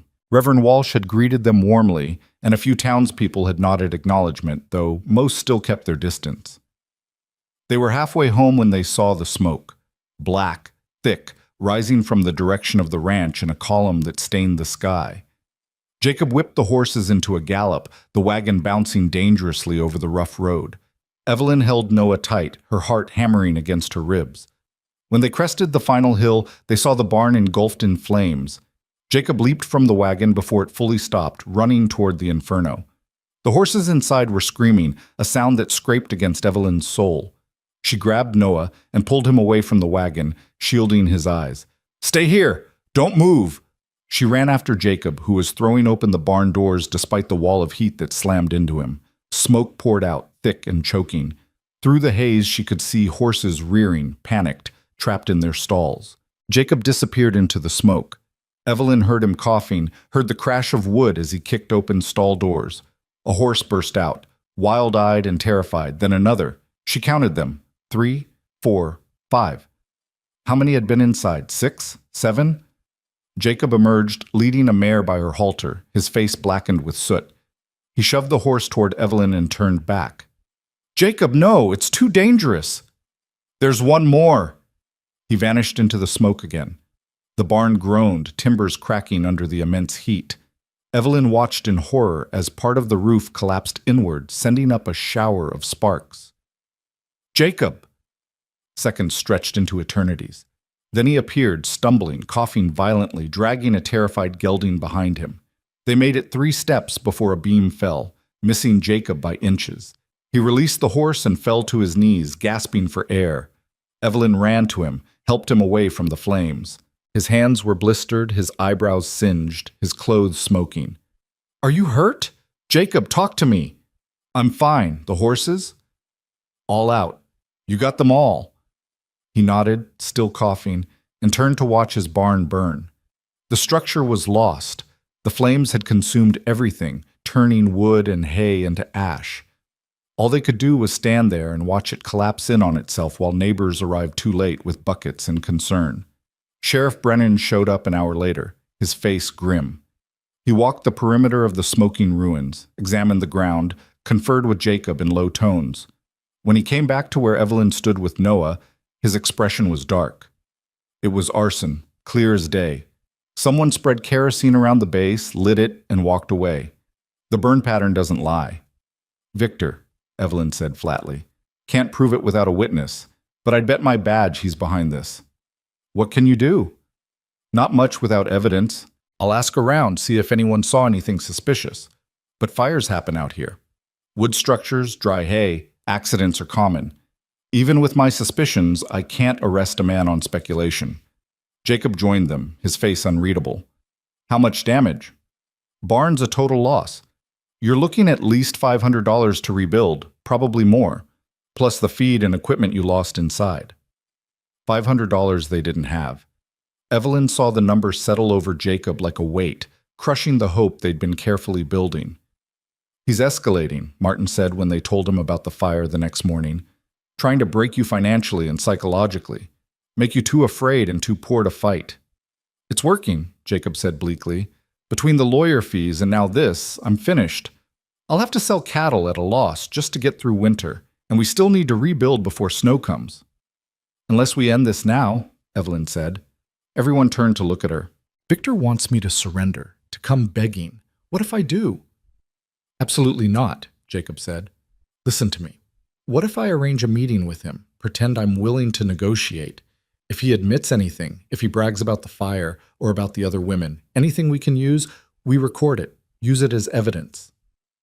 How would you record it? Martin asked carefully. You'd be hidden nearby, listening. You're a lawyer. Your testimony about what you heard would carry weight in court. It's too dangerous, Jacob said. He's violent. Look at what he did to the barn. What's to stop him from hurting you? I'll meet him in public, the hotel restaurant, lots of witnesses. He won't risk anything obvious. Martin frowned, thinking, it's risky, but it might work. If he's arrogant enough, and from everything I've seen he is, he might incriminate himself. But Mrs. Hale, you need to understand the danger. If he suspects you're trying to trap him, he could turn violent. Or he could say nothing useful and you've wasted the opportunity. It's better than waiting for him to burn down the house next, Evelyn said. Jacob grabbed her hand. I don't like this. I don't want you anywhere near him. Neither do I. But what choice do we have? We're running out of time and money. If there's even a chance this works, we have to try. The argument went on for another hour, but eventually, Jacob's resistance crumbled under the weight of their circumstances. They sent word to Victor through an intermediary, the hotel clerk, that Mrs. Hale wished to discuss a settlement. His response came within hours. Tomorrow, noon, the hotel restaurant. Come alone. That night, Evelyn barely slept.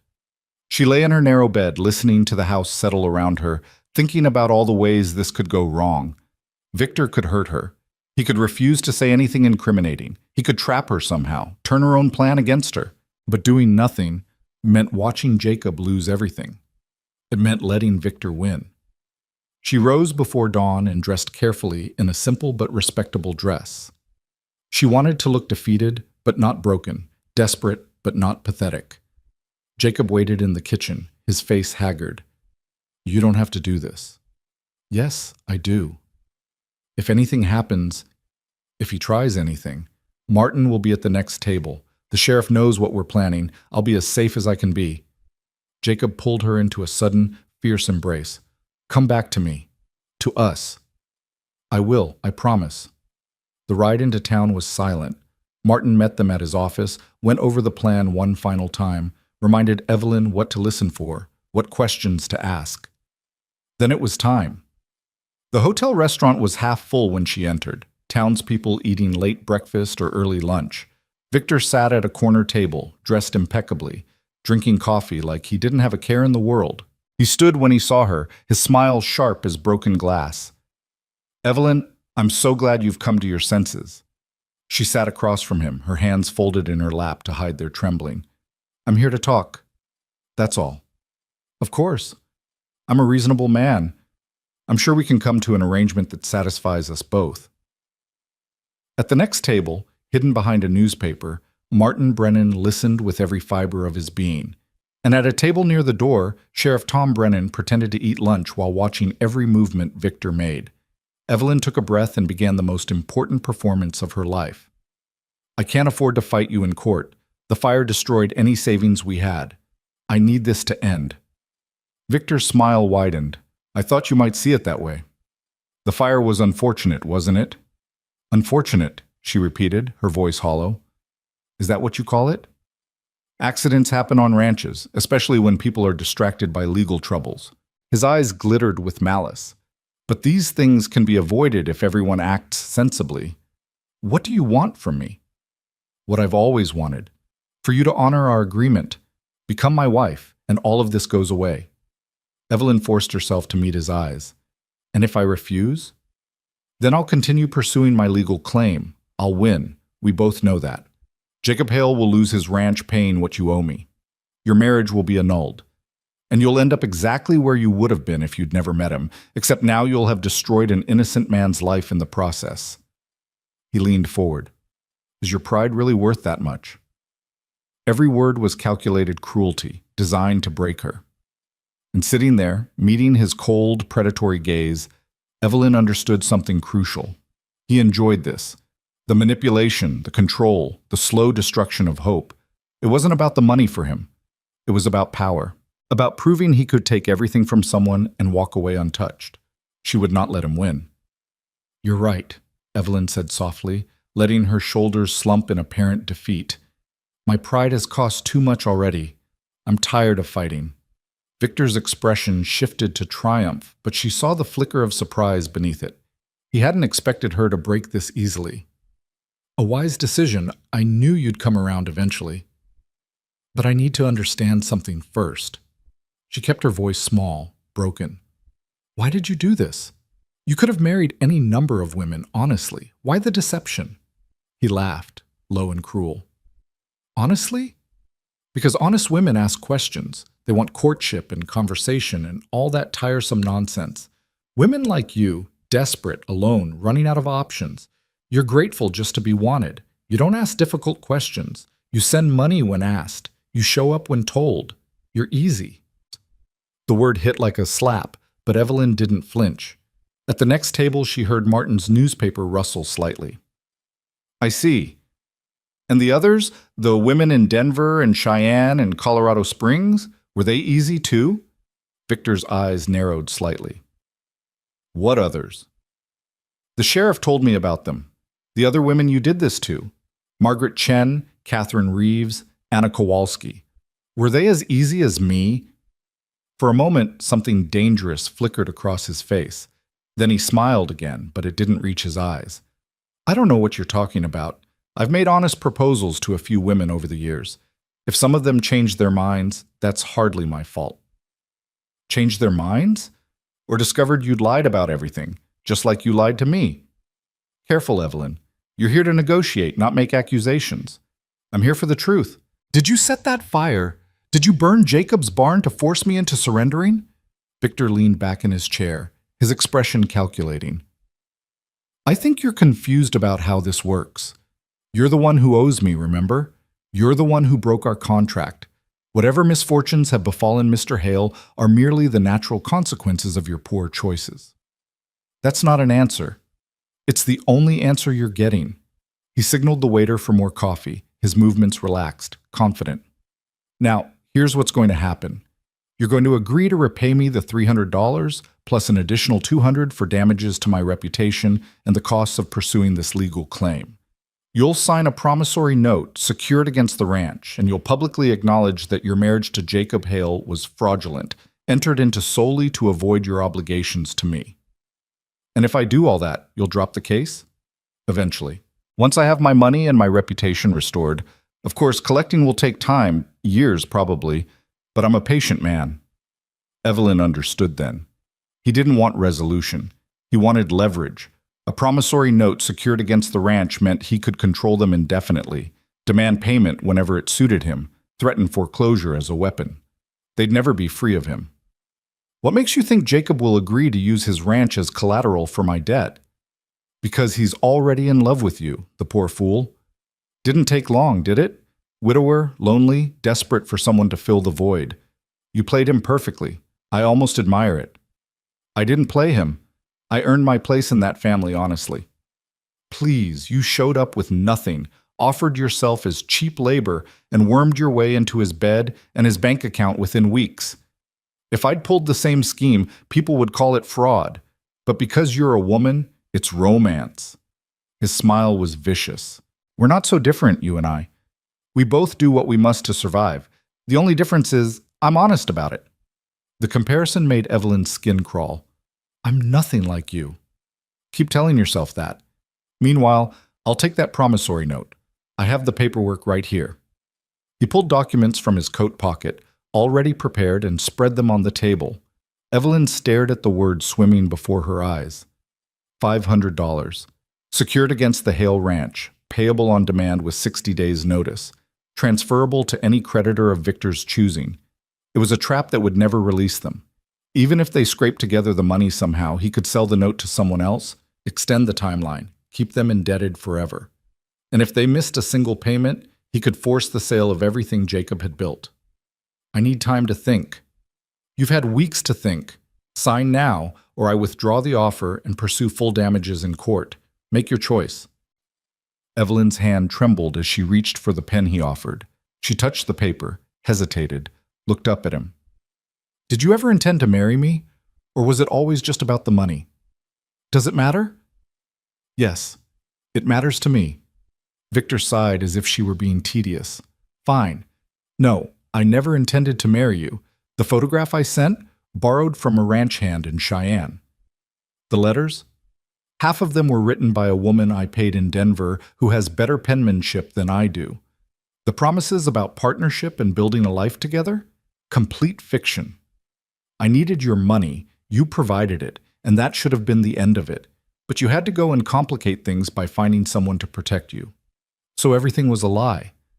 Everything except the contract, which is legally binding regardless of my intentions. Now sign. She picked up the pen. Behind Victor, she saw Martin carefully fold his newspaper. At the door, Sheriff Brennan stood up from his table. Evelyn met Victor's eyes one last time. No. The single word hung in the air like a gunshot. Victor's face darkened. What did you say? I said no. I won't sign. I won't pay you. I won't help you destroy my family.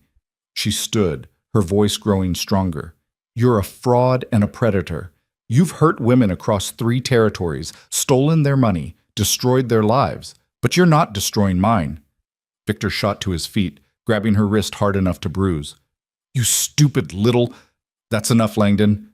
Sheriff Brennan's hand landed heavy on Victor's shoulder. Let her go. Victor released her wrist and spun to face the sheriff. This is a private conversation. Not anymore. I heard every word, so did my nephew. Martin Brennan stood, revealing himself. Confession to fraud, admission of deception across multiple territories, threats of financial extortion, that's more than enough to arrest you right now. You can't prove anything. It's her word against mine. Actually, it's 3 witnesses against yours, Martin said calmly. The sheriff, myself, and Mrs. Hale. And we have Anna Kowalski arriving on tomorrow's train to testify about what you did to her. Once we add her testimony to what you just admitted, we'll have you on multiple counts of fraud. The color drained from Victor's face. This was a setup. Yes, Evelyn said. It was. You can't do this. That conversation was private. You tricked me. I asked you questions, and you answered honestly for the first time in your miserable life, Evelyn said. If the truth incriminates you, that's your problem, not mine. Victor's hand moved toward his coat, but Sheriff Brennan was faster. He had his revolver out before Victor's fingers found whatever he'd been reaching for. Don't. I'd hate to shoot you in a crowded restaurant, but I will if you give me cause. I was just getting my handkerchief. You're overreacting. Then move your hand real slow and show me. Victor complied, producing a derringer so small it fit in his palm. Sheriff Brennan took it, along with the knife he found in Victor's boot, and another small pistol hidden at the small of his back. Well armed for a simple lunch meeting, almost like you were planning something.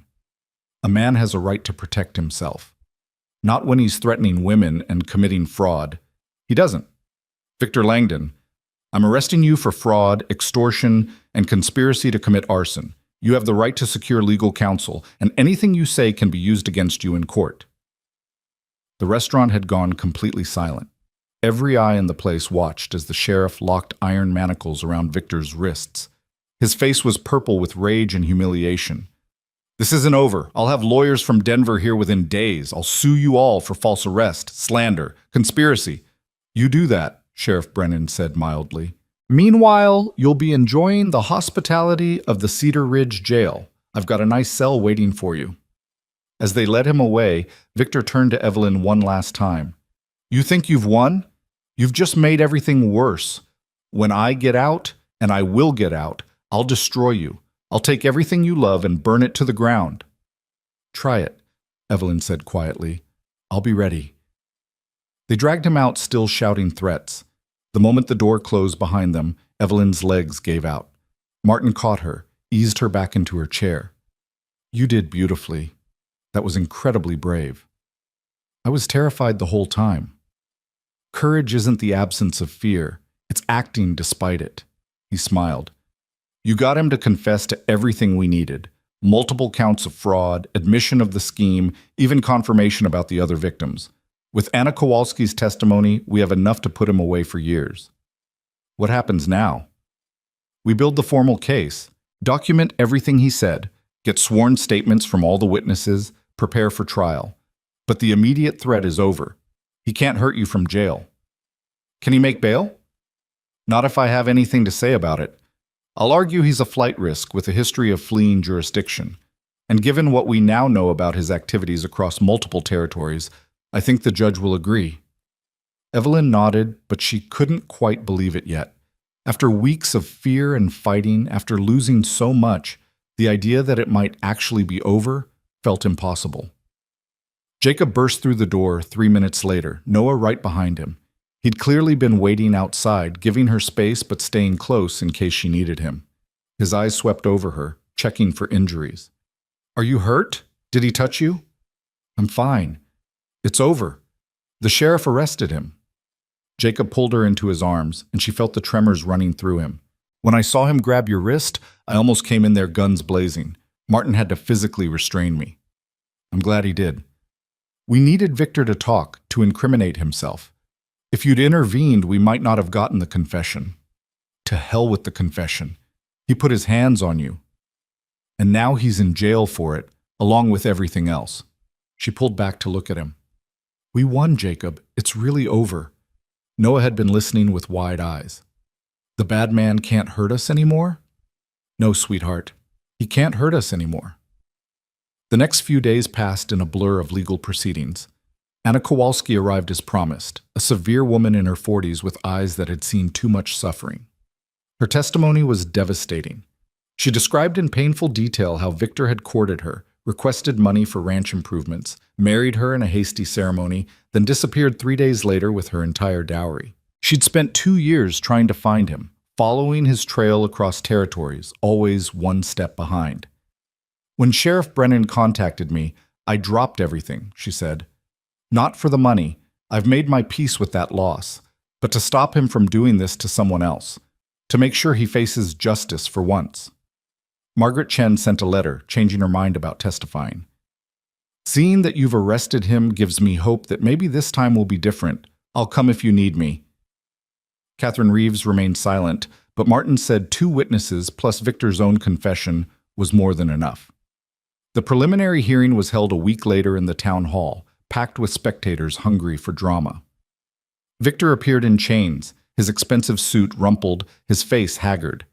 He'd secured a lawyer from Denver, an oily man who tried every trick to get the charges dismissed. But Martin Brennan was ready. He presented the witnesses, the forged contract, the evidence of fraud across multiple territories. He played the sheriff, and his own testimony against Victor's recorded statements at the restaurant.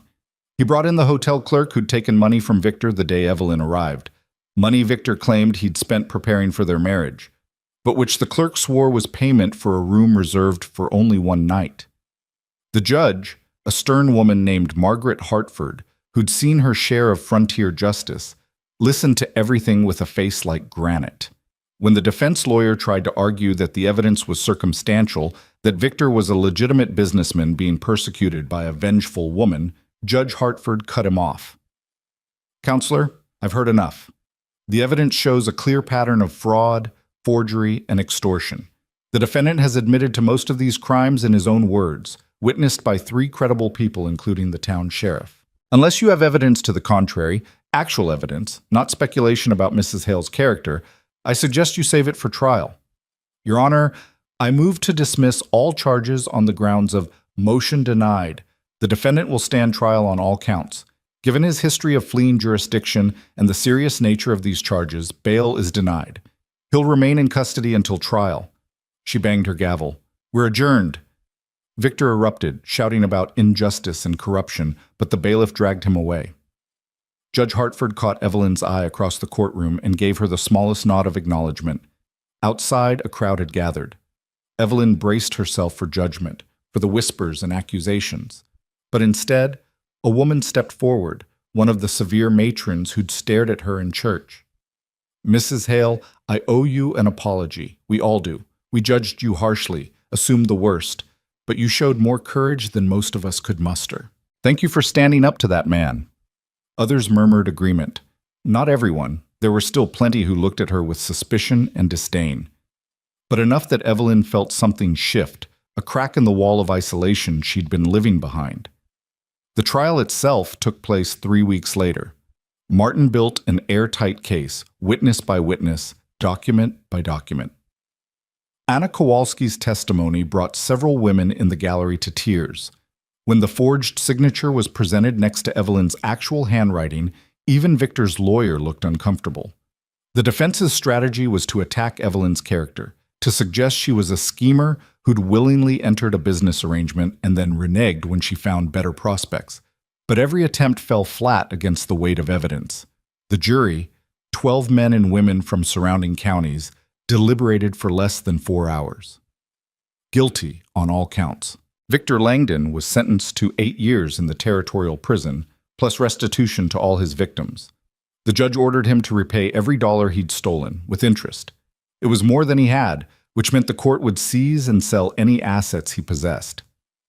When the verdict was read, Victor's eyes found Evelyn across the courtroom. There was no triumph in his expression, no regret, just cold, calculated hatred. She met his gaze steadily and refused to look away. He'd tried to break her, to reduce her to nothing. Instead, she'd helped put him in chains. They let him out in shackles, and this time he didn't shout threats. He just walked, his head high, already planning his next move. Men like Victor never truly surrendered, but for now, at least, he was locked away where he couldn't hurt anyone. Outside the courthouse, Sheriff Brennan shook Jacob's hand. "That barn fire? We found evidence linking Langdon to it. Witness saw him in the area that morning, and we recovered a kerosene can with his fingerprints. I've added arson to his sentence. He'll be away for closer to 12 years now. Thank you, Tom, for everything. Thank your wife. She's the one who caught him." That night, back at the ranch, they sat on the porch as the sun set over the mountains. Noah was already asleep, exhausted from the emotional upheaval of the trial. Jacob and Evelyn sat in their usual spots, shoulders touching, watching the sky turn from gold to pink to deep purple. "It's really over," Jacob said quietly. "Yes. I keep expecting him to show up somehow, to find a way to hurt us even from prison. He might try. Men like that don't change, but we'll be ready if he does." Jacob turned to look at her, his eyes reflecting the last light of day. "When I offered you this marriage, it was supposed to be practical. A business arrangement to solve a problem. I remember. Somewhere along the way, it stopped being practical." His voice was rough with emotion. "You're not hired help, Evelyn. You're not a convenience. You're my partner, my friend, the person I want beside me when everything falls apart and when everything's right. You're the mother Noah needed and the strength I couldn't find on my own." Evelyn felt tears sliding down her face. "Jacob, let me finish. I know this isn't what either of us planned. I know you married me to escape Victor, and I married you to protect you. But somewhere in the fighting and the fear and the struggle, I fell in love with you, really in love, not the practical kind. And I need you to know that, even if you don't feel the same way." She turned to face him fully, taking his scarred, work-roughened hands in hers. "You think I don't feel the same way? Jacob, I chose you over safety. I chose you over surrender. When Victor offered me a way out, when he said he'd drop everything if I'd just leave you, I didn't even consider it. Not for a second. Because this ranch, this family, you're my home. The first real home I've had since my father died." "You mean that?" "Every word. I love you, Jacob Hale. Not because you rescued me, but because you stood beside me and let me be strong. Because you trusted me with your son's heart. Because you look at me like I'm worth fighting for." He kissed her then, properly, for the first time since their wedding day. Not the brief, formal brush of lips at the altar, but a real kiss full of promise and hope, and the kind of love that grows from shared hardship. When they broke apart, both were trembling. "We should probably rebuild that barn," Jacob said, and she laughed through her tears. "Probably, among other things. The restitution money from Victor will help. Won't cover everything, but it's a start. We'll make do, we always do." They sat there as the stars emerged one by one, filling the enormous Wyoming sky. Somewhere in the house, Noah stirred and called out in his sleep. Evelyn rose to check on him, and Jacob followed. They stood together in the doorway of the boy's room, watching him sleep with the peaceful abandon of childhood. "He asked me today if you were going to leave now that the bad man is gone," Jacob said quietly. "What did you tell him?" "I told him you're his mama, and mamas don't leave." Then I held my breath, hoping I wasn't lying. Evelyn took his hand. "You weren't lying. I'm not going anywhere. This is my family now, my home, my life, for better or worse, through every trial that comes. I'm here." "For better or worse," Jacob echoed, and she heard the weight of vow in it. They stood there in the peaceful darkness, three people who'd been broken in different ways, finding wholeness in each other. Tomorrow they'd start rebuilding, the barn, their savings, their place in the community. There would be hard work ahead, lean times, challenges they couldn't yet imagine. But tonight, they had this, a family bound not by blood or desperation, but by choice. By the conscious decision to stand together, to fight for each other, to build something real from the ruins of what they'd lost. Evelyn had come to Wyoming alone, abandoned, with nothing but $17 and a broken heart. She'd been deceived, threatened, nearly destroyed, but she'd also found something she'd stopped believing existed, a second chance, a new beginning, a love that didn't require her to be anything other than exactly who she was. She thought about the woman she'd been when she stepped off that train, scanning the platform for a man who'd never existed. That woman had been so afraid, so desperate, so certain she was running out of chances. If she could go back and tell her that 6 months later she'd be standing in this house, with a husband she loved and a son who called her mama, that she'd have survived a legal battle and won, that she'd have found her strength in the fighting, that woman wouldn't have believed it. But Evelyn believed it now. She believed in the life she'd built, the family she'd chosen, the future they'd create together. The road ahead wouldn't be easy, nothing worthwhile ever was, but they'd walk it together, and that made all the difference. Spring came early the next year. The rebuilt barn stood strong against the Wyoming winds, larger than the old one, built with timber from their own land and labor from neighbors who'd finally accepted Evelyn as one of their own. The cattle were thriving. Noah had grown 2 inches and could read simple books on his own. And on a warm April morning, Evelyn stood on the porch watching her son chase chickens around the yard while her husband repaired a fence line in the distance. She rested one hand on her swelling belly, feeling the flutter of new life growing inside her. They'd decided not to tell Noah yet, wanted to wait until they were certain. But sometimes, when she caught Jacob looking at her with that expression of wonder and love, she knew he was thinking about the future they were building, not just surviving, but truly living. The past would always be part of their story.